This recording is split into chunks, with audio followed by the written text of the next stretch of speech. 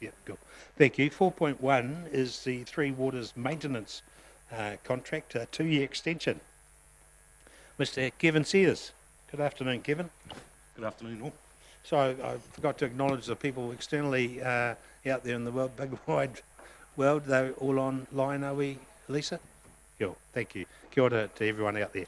Thank you, Kevin. Good to see you and Happy New Year. Thank you. Good afternoon. Just here, obviously, to present this paper for the extension of the Three Waters maintenance contract for a further 2-year period, and also for an increase in the total value of the contract. I'll take it that you've read it, but there's a few things that I just want to cover that maybe I didn't explain very well. First off, Dennis Lewis presented, did a little presentation to you, I believe, at the end of the last December meeting, and so this is the paper that follows on from that. That's right. I mentioned in the paper here that Downers, the current contractor, have had an acceptable performance. In hindsight, that may have given the impression that we weren't happy with their performance, depending on how you interpret that. That's not the case. They've provided a good service for us and done a good job, but we haven't given them exceptional performance because there are things that they can improve on. So things like they could be more proactive in some of their services that they provide us, and these are the discussions that we're having with them, and areas of supervision of their own staff. They could be a bit more proactive with that as well, and so there's some things that they can improve on, but overall they've delivered a good service to us for 5 years. I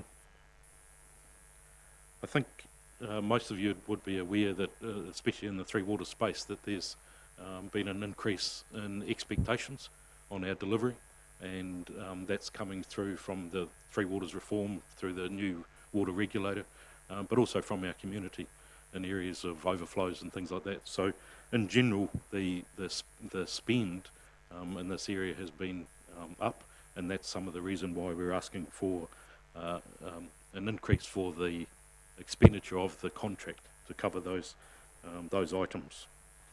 And I've highlighted in there some of what those added expenses are.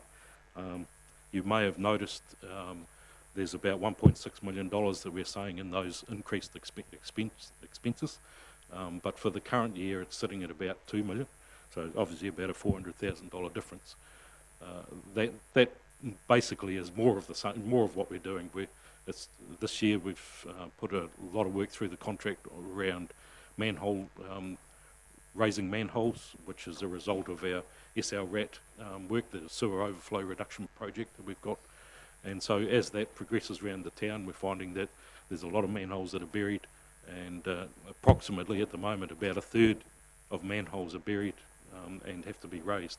So that is a renewal cost, and at the moment that's all going through this contract. I believe I owe you an apology that I left the word draft out when I referred to the LTP. It hasn't been approved yet, so obviously the budgets that I refer to in the LTP are still in draft, and obviously still waiting for your approval. But saying that, the increased expenditure that is been asked for in the contract is all included in those draft LTP budgets.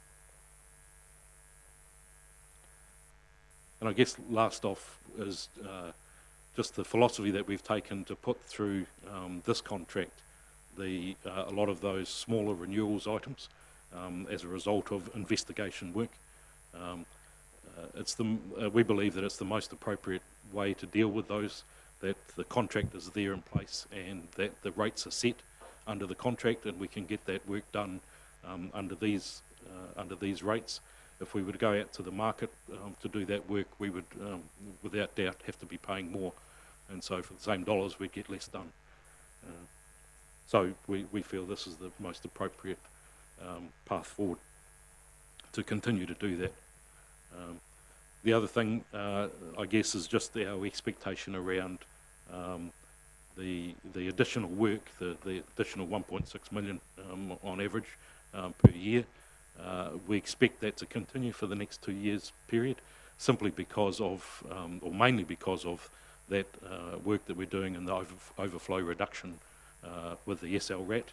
So as we're progressing through the town, as I say, we're discovering more and more. That project, we divided Taupo up into 3 different areas, the critical area being the 20% of the town right beside the lake, which is our highest priority, and we're visiting all of those sewers with the SL-RAT every year. And then as a second priority, the next zone back, we're doing 50% of that every year. And then as we can, as we work our way through that and resolve a lot of the issues with the manholes and that sort of thing, we are expanding that back into the last part of the town, which was obviously the furthest away from the lake, but then also looking to expand that program into other towns, other communities in the district. So just lost my train of thought there.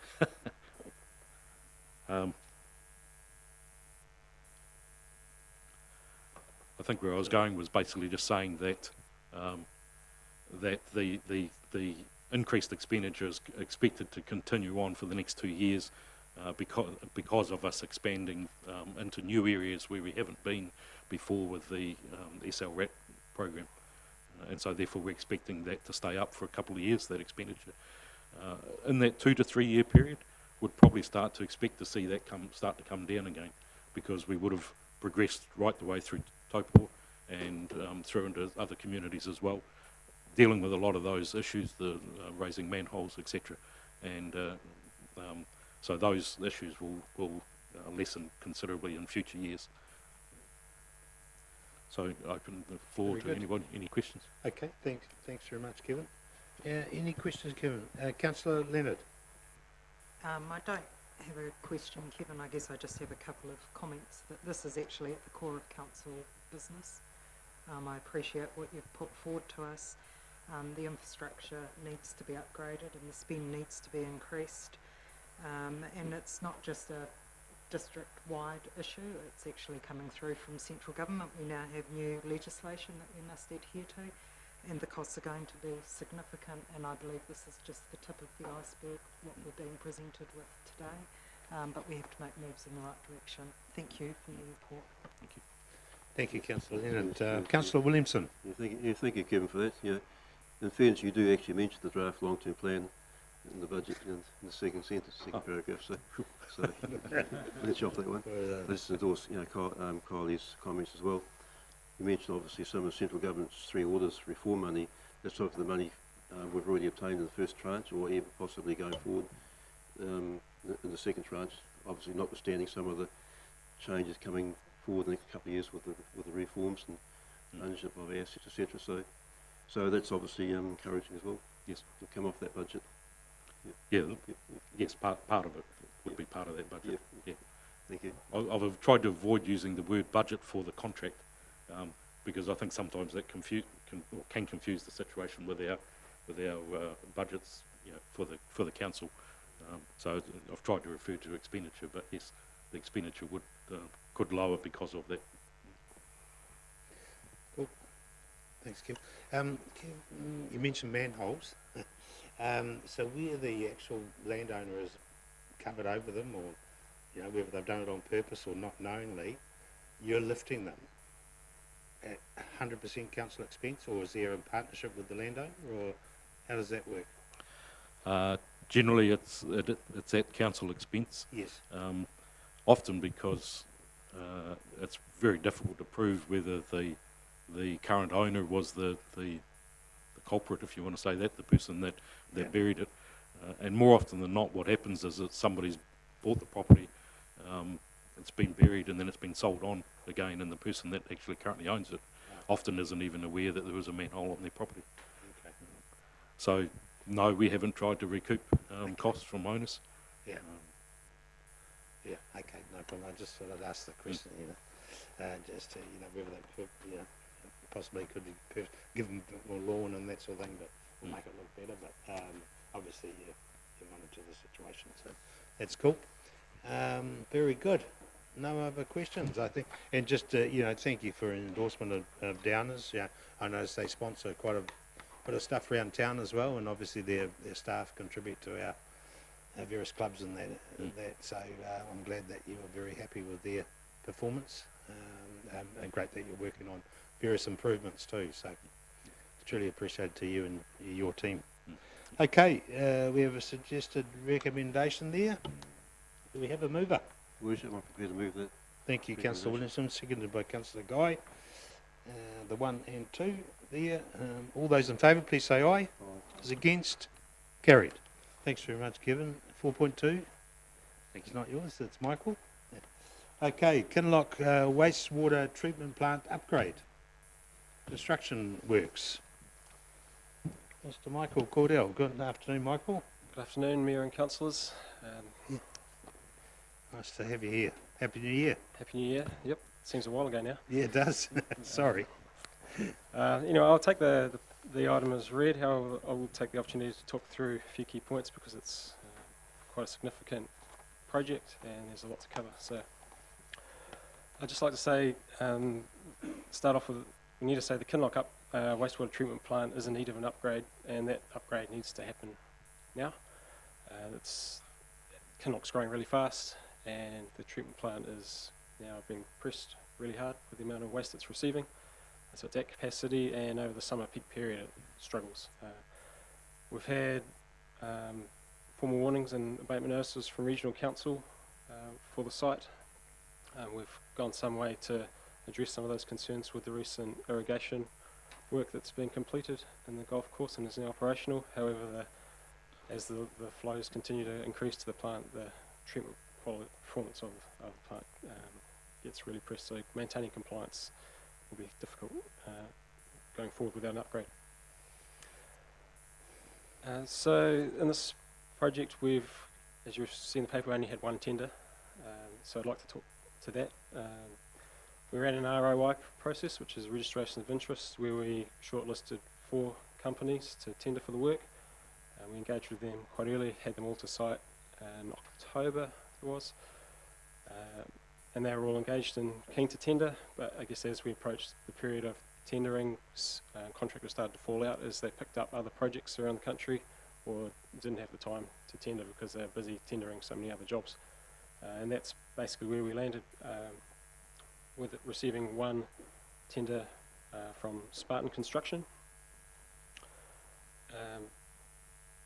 So Spartan Construction, I guess, are known to us. They completed the Taupō wastewater treatment plant upgrade 2011-12 for us, which is a significant piece of work. They're well respected as a contractor that delivers these medium-sized wastewater and water projects in the whakaaro area.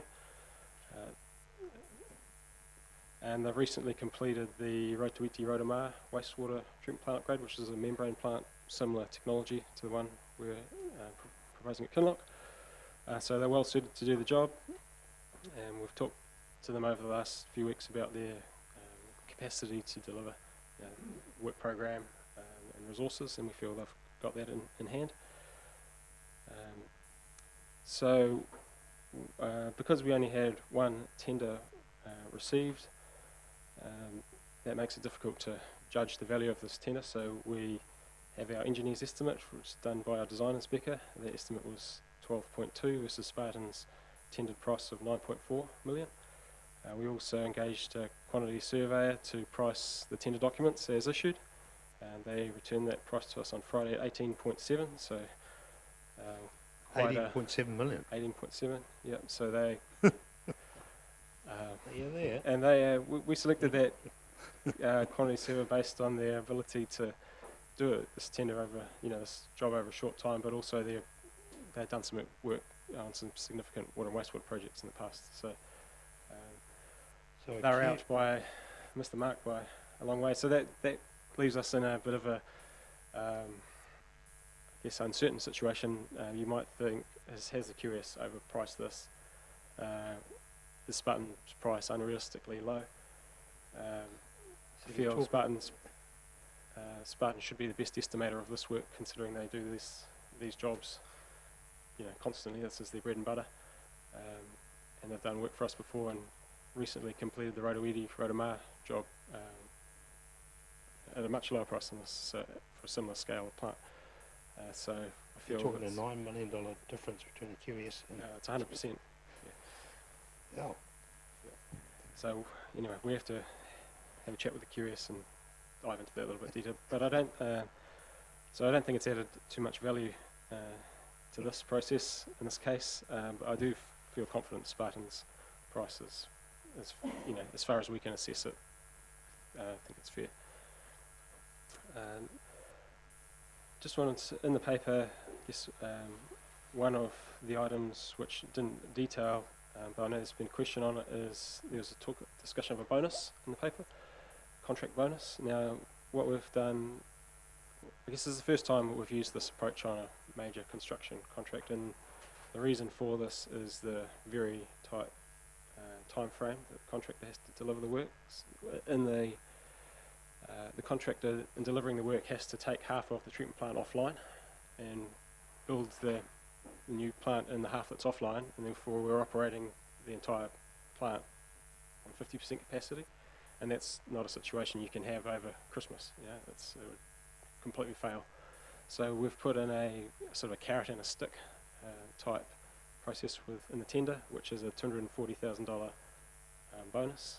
That's about 2.5% contract value.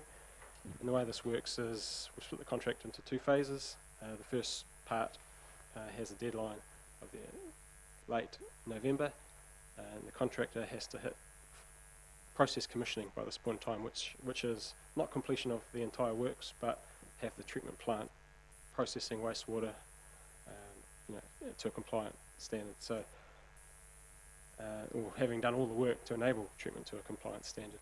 It doesn't mean finishing off all the roads and fences and all the ancillary work.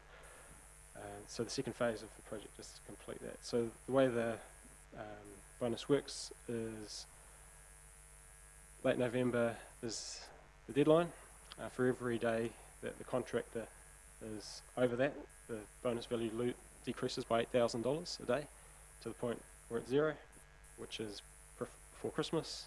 After that point, it continues going south, and then the contractor is paying us damages at that point in time, because we're expecting, if a treatment plant's not operational before Christmas, significant challenges would be tankering waste daily away. So the bonus is, the idea is to give the supervisors on site something to, get them interested in doing the job and getting it done on time. And it's a good carrot for only a small percentage of the contract value. And so that's the approach taken there. Sorry, I think there's a clarification just there of Councillor Guy, Tom. Not yet, but they have so there's quite a bit of council pre-purchased equipment, membranes, inlet works, blowers, some other equipment, and we've pre-purchased a lot of that stuff. It's being manufactured now, and they've got delivery dates. Yes. Yep.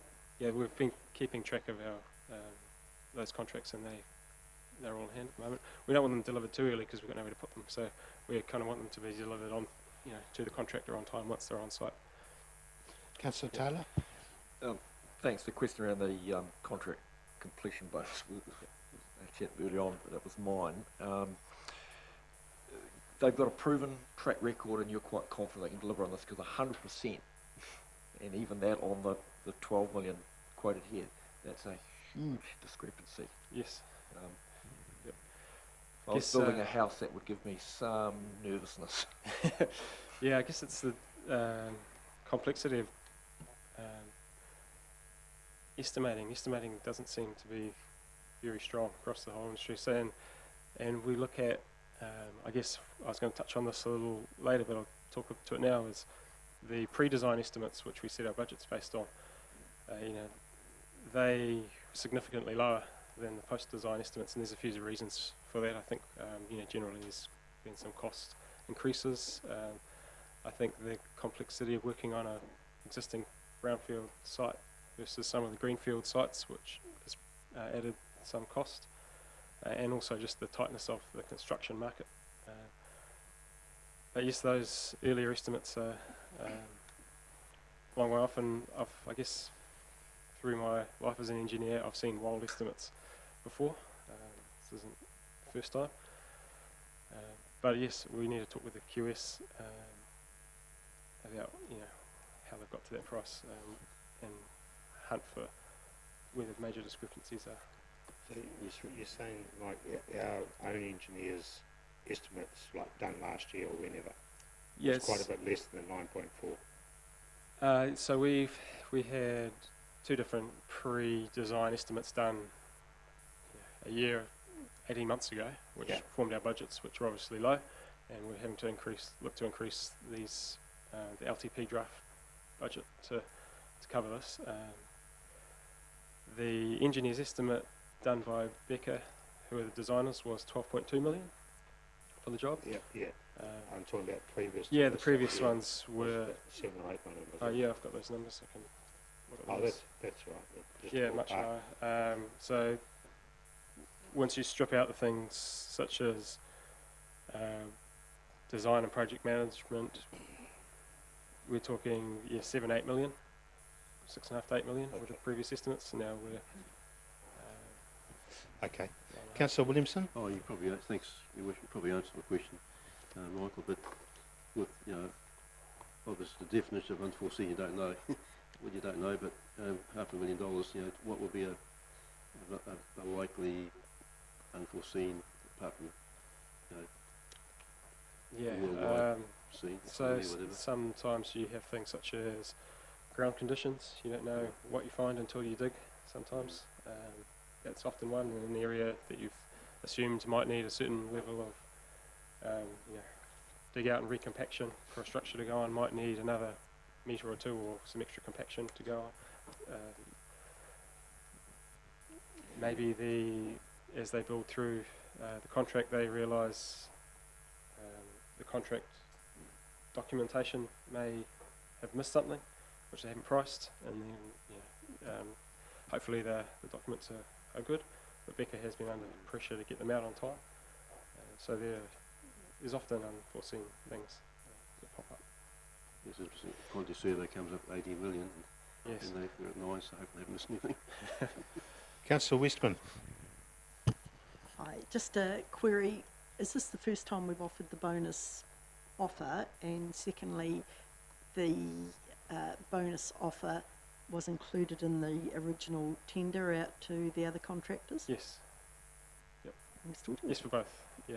No, the feed. I mean, before Christmas, we had one contractor initially pull out, saying they had won too much other work and couldn't tender. So at that point, I took some time to ring around all of the other tenderers and try and motivate them and encourage them to put tenders in. The feedback was basically they, apart from Spartan, who obviously were committed to tendering it, the other 2 were couldn't tender in the time available because they were tendering too many other projects at the time. So they didn't have the capacity to resources to put bids in, and they'd asked for extensions out through till February to price. Given this very tight construction window we've got, an extension of that tender period out till February is just squeezing the contractor at the other end even more, so we felt we couldn't do that, and we knew we had a good contractor that was going to put a price in. We really didn't have a choice but to carry on. Sorry, Mike, how many wanted to extend it out till February? 2. 2. So we had 4 invited tenderers. So initially in the ROI process we had 6 companies put in submissions. 2 weren't suitably qualified to do the job, so we removed those, and then we were left with 4 tenderers that were, had the right track record and qualification to do the work. Those 4, 1 pulled out really early because they'd won too much work. The other 2 were bidding too much work and couldn't bid ours in the time available. So Christmas Day, yeah. I think what you're seeing there, Your Worship, with partly as a result of COVID and the government's investment in shovel-ready projects, etc., and partly, more significantly, the investment in the Three Waters program, you're finding that there's so much work going on in the industry at the moment that's providing a lot of this uncertainty and price escalation, but also the inability for contractors to be able to commit because they are, ironically, they're overcommitted because of that extra cash injection. So this, Mike, probably fair to say this is probably the first of those, but there's probably going to be other contracts that we see that Quite will... likely. I mean, one of the contractors told me they were bidding 7 other significant infrastructure jobs that were due on the same day as our one. Yep. And ours wasn't in the top 7. So They all were those looking young at, so- graduates out there, I hope they're listening, though, because civil engineering is the way to go, by the sound of it. The new lawyers. For income stream, anyway. Hey, thanks for that, Mike. Have you got anything further to add? No, just in summary, I would like to wrap up and say I think we need to get on and do this work. Delay, I don't think is an option. And to retender would mean to put off the job for a year because it squeezes the contract window too tight. Yeah. And I don't know, the current market risk with contractors being tied up on jobs it's been quite high. We all know what's happening out at Kinloch, and two things that give me comfort is the 2 QS, although one's 18 million, I don't know where that's come from, but just to double check on that price, and I just can't remember what the other thing was. The bonus. Thank you for being thinking outside the square on that one too, because you might not have got any prices on it, but makes sense because Councillor Guy, I'm sure, will be monitoring the situation, or her clients will be anyway, constituents will be, so as we know, we need this plant in pretty quickly, so thank you very much. Is there any other questions for Michael? No. All right, there's a suggested recommendation there that we work submitted by Spartan, the price being there, and the contingency. Do I have a mover, please? Moved by Councillor Guy, thank you. Seconded by Councillor Rankin. All those in favour, please say aye. Those against? Carried. Thank you very much, Michael. Item 4.3, consultation process for the Lake Taupō Protection Project. Tanya. Good afternoon, Your Worship. Good afternoon, Councillors. So the Lake Taupō Protection Project is one of our issues in our consultation document for the long-term plan, and it's slightly different from the rest of our topics because it is a project that we're working on with Waikato Regional Council, who are also consulting on this topic in their long-term plan. So what this means is we need to think about the hearings and deliberations process and how we make that work with the Regional Council. So the proposal is to set up a hearings committee to hear and deliberate on the submissions made on this topic, which will be held in the Taupō District Council chambers with 2 councillors from each council plus the Waikato Regional Council Chair and Mayor David. So my recommendations are recommending that we decide to set up this committee and also appoint 2 councillors. Waikato Regional Council had a very similar item on their last council meeting for last year, where they appointed 2 councillors. Cool. Yeah. Thank you very much, Tanya. And we did workshop this the other day, but I can't remember who the councillors were. Councillor Leonard. I do just want to express my concern of going out to consultation together due to the difference of opinion between the Taupō District Council and the Waikato Regional Council. Especially, I'd just like to highlight the disregard that is noted in theirs from the sentiment of Tū Wharetoa. Cool. Thank you. Thank you, Councillor Leonard, and I'm sure that will be noted through the process. Tanya, what were the names that we gave you? Sorry about that. Councillor Taylor? Was it? Yeah, Councillor Taylor and Councillor Mack, was it? So I believe it was Councillor Mack and Councillor Park. Oh, Councillor Park, sorry. Okay, yeah. Sorry, Councillor Taylor. Yeah. So Councillor Mack, thank you very much, and Councillor Park, because we did, members of the public and staff, we did workshop this the other day just to collect those names, because there's 2 people that are on the existing committee, that would be a conflict for them. That's being Councillor Williamson and Councillor Leonard. Okay, so with those names in there, could I have a mover, please? Moved by Councillor Taylor, seconded by Councillor Truman. All those in favour, please say aye. It's against. Carried. Thanks, Tanya. Good as gold. Right. 4.4, adoption of supporting information to draft long-term plan consultation document, the revenue and financing policy to go to audit. Hadley and Neil, good afternoon. Good afternoon, everyone.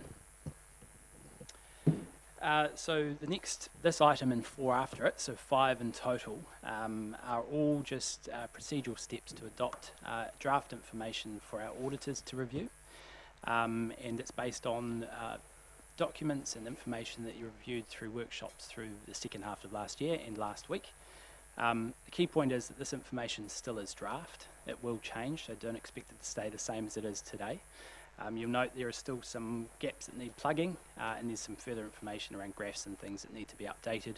Obviously, we also have to go through the audit process, and it's inevitable that the auditors will find some things to change as well, but we'll alert you to those at the end of that audit process. So once this is adopted, we'll give it all to our auditors. They'll audit it, and then we'll come back to you on the 2nd of March. We will have the final consultation document in the design version, along with final versions of all of these documents, when you'll adopt it then to go out for consultation, which begins on the 15th of March and runs through till the 16th of April. So there'll be, 2nd of March to adopt it. 10 days later, you go out for the consultation process on all of this information. So, just a procedural step in the process of the long-term plan. Very good. Thank you very much, Hadley. Neil, nothing to add or? Yeah, probably just what I'll do is just for clarity, just run through some of the key changes from the documents that are there. All of these that we've workshopped last year, but I'll just go through the kind of where we've landed on that. So if I start off with the first one, the draft revenue and financing policy in section 101's 3 considerations. So I can't remember, well, actually it must have been last year, the workshop.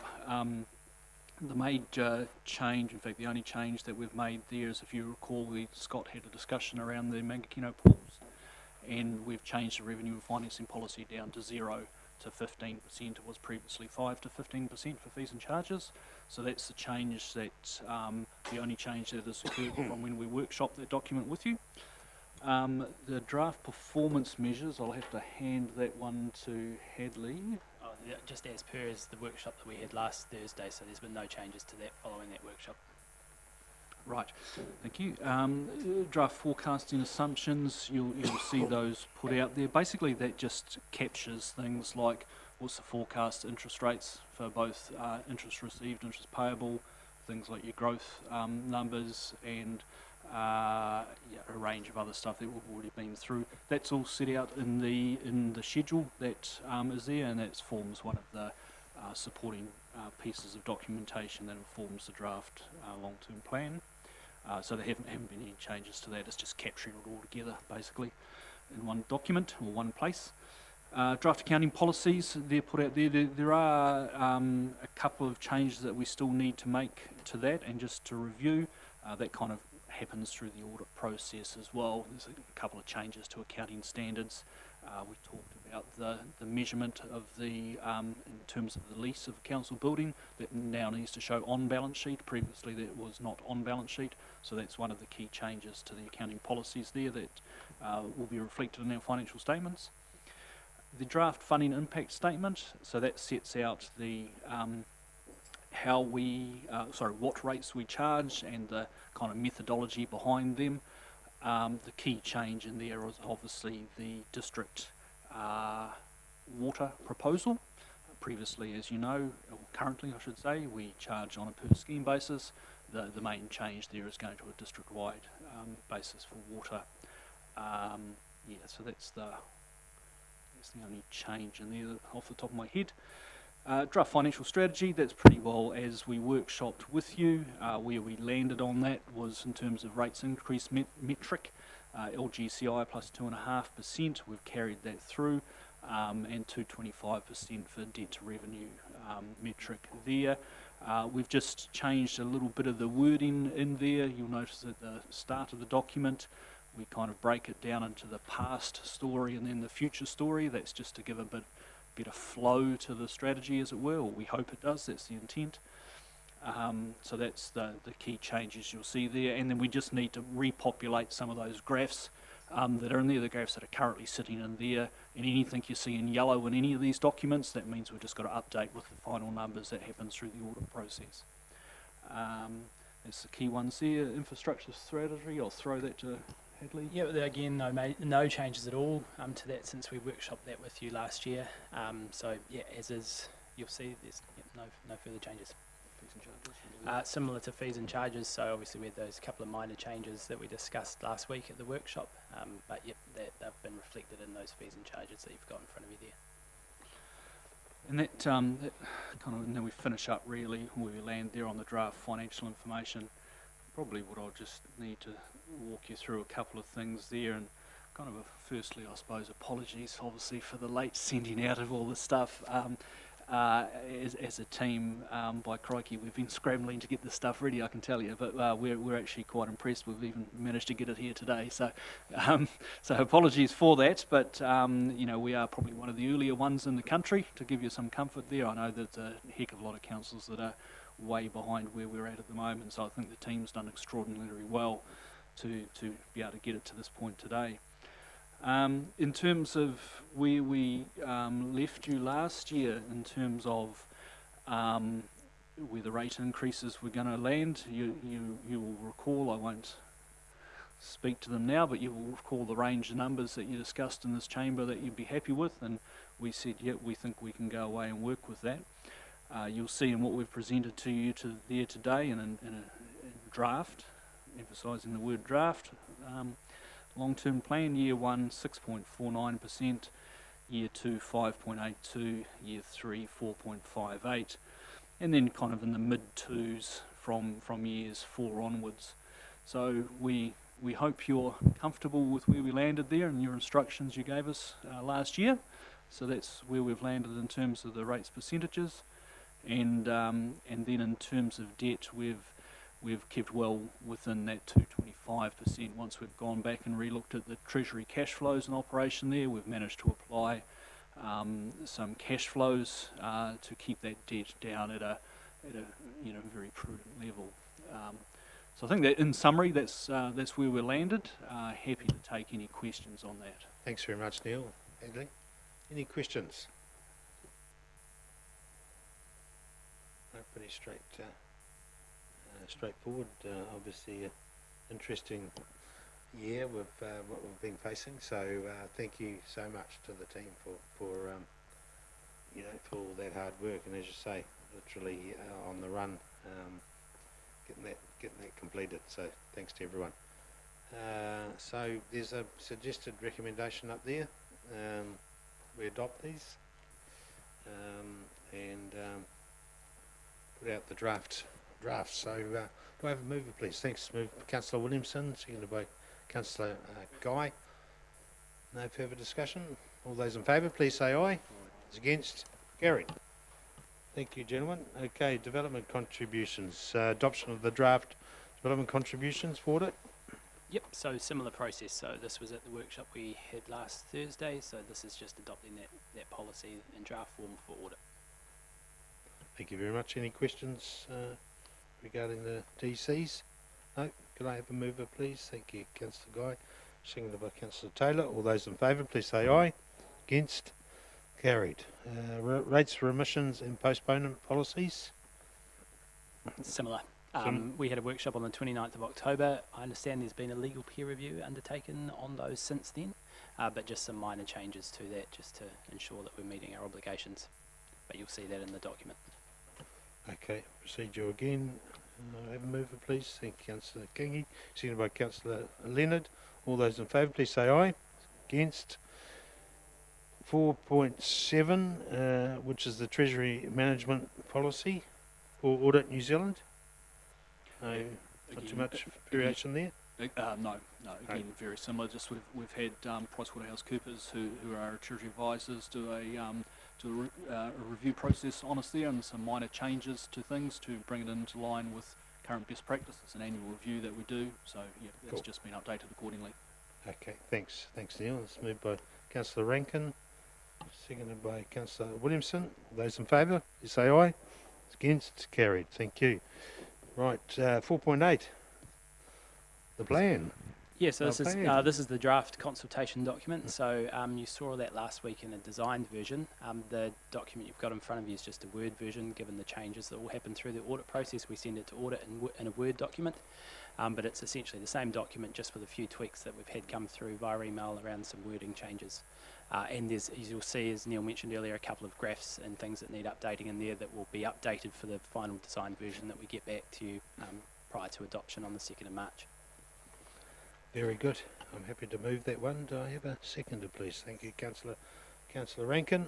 All those in favour, please say aye. Against, carried. Very good. Thank you, Hedley, and thank you, Neil, and thank you to everyone. Right, 4.9, Environment Court Appeal, Wairaki Canopy Tours. Scott Davenport and Kia ora Nigel koutou. McCaddy. Good afternoon, gentlemen. Right, we go after the Environment Court, are we? Here we go again, Yeah. round two. So I'm pretty sure most of you will be familiar with the Skyplay Ventures proposal for a zip line just down below the Hook Falls. We went through to a fully notified hearing last year, and the 3 independent commissioners declined that application, which was supported by our consultants, planner through that process as well. So we were relatively comfortable where that decision landed, and we weren't surprised when we received an appeal to that process. As you know, as we spoke about last year, in terms of an appeal process, we are a respondent to that process, so we're in regardless of whether we want to be or not. And of course, with any court process comes costs. As you said earlier, need more civil engineers, less lawyers, but that's not where we're at the moment, unfortunately. Totally opposite to what I said, isn't it? And so there's some cost there that we've just, it's a really high level budget that we're asking for of $100,000. That just gives us the ability to engage our expert lawyers and also the experts that will need to go through that process. At this stage, there's a fair bit of uncertainty what that process will be. That'll be guided by the court, and whether we go to mediation and what does that look like. But this agenda today is really just so we can start getting some those players on our books in effect, and we'll be continually coming back to you and having conversations about where that process is going, seeking direction through that process. I think it's fair to say through the hotel process that we have learnt from some of that in terms of communication with councillors. We don't want to get you back in a similar position through that process, so we will be having plenty of conversations and detailed discussions through that process to hopefully avoid some of that angst that occurred through that. Awesome. Nigel, did you want to add just before? Just going to let you know in terms of where we are in the process. So this Friday, the period for interested parties to join closes. So we're expecting, particularly those parties that are either in support of or opposed to the council's decision will join, and then the parties to report to the court on the 19th of February, and from that date there'll be some decisions made by the court about mediation or whether this goes straight to a hearing, etc. Councillor Taylor. I was going to say thanks, Scott, for that introduction, because that answered the question I was about to ask. Although this is completely different to the hotel, this is likely to come across our radar as elected representatives because of the sensitivities around this. So thank you for that. I just request that we do keep in the loop on this all the way through. So I'm in support of the motion, so thank you. Thank you. Any other questions or queries? Obviously we've got to use experts or consult. You guys can't do it yourselves, or your teams can't do it, can you? Technically you can't do it anyway, can you? Or? Yes, we can. It's more just about, we've only got one Nigel, and he's already quite stretched. This is RMA, Pardon me, RMA evidence, particularly through the Environment Court, is technically quite challenging from a legal perspective, and we know that they will challenge us in that legal space in terms of the council that they've got involved. So it's really important, one from a case management day-to-day perspective, that we have somebody that's dedicated to that job to keep us on track, but also we can lean on if we get into those really sort of tricky legal challenges. So, and the same as for the legal experts, the landscape experts, which this will touch on quite heavily. We don't have that in-house experience. And same with planning, would generally stick with the consultant that was involved all the way through that process initially for that hearing process. So, And if we're successful or whatever it is that the result is, which is there able to receive? Are we able to claim funds? Claim the expenditure, or how does that work? Yeah, the court has a wide discretion in the Environment Court to award costs, but that'll be a decision made at the end of the process. So there's no hard and fast rule like there is in other civil proceedings that generally the costs follow the event. It's just looked at the end, and the judge receives submissions and makes orders. Yeah. Good as gold. Okay. Any other questions? Okay, well, good luck, and we will hear from you in the due course. I think it's probably the best way. There's a suggested resolution up there. Yes, Councillor Kingi. Yeah, can I just note my conflict? I won't be able to take part in their decision, but yeah, just to note my conflict is that you've already talked. Yep, sure. No problems. All right. Thank you. Suggested resolution, there, recommendation there. Do I have a mover, please? It's already been moved, has it? Sorry, Councillor Taylor. Seconded Councillor Williamson. All those in favour, please say aye. It's against? Carried. Thank you very much.